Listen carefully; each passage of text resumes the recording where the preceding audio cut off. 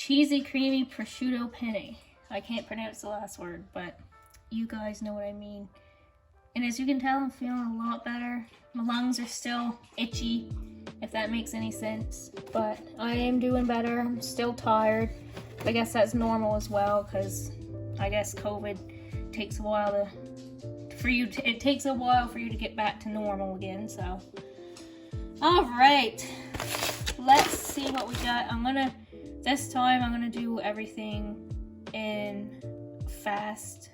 Can't even talk. Gonna speed everything up this time. Last time it didn't really work because the app I used kind of sucked for that, so I'm just gonna do a slow one first and then speed up the cooking process. Let's see how that turns out. So, we got some mozzarella cheese, cauliflower, onions. I'm very picky, I don't like onions, but you know, I might try something new. I don't know. Let's see. Might taste good with onions in it.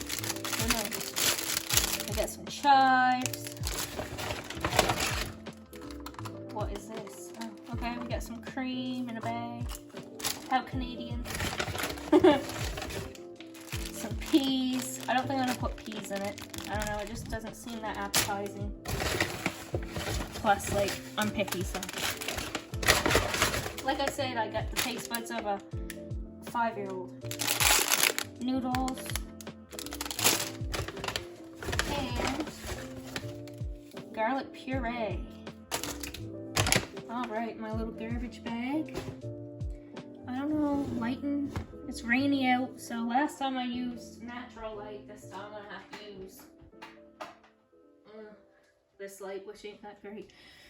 Alright, let's get cooking. About the prosciutto. So here it is.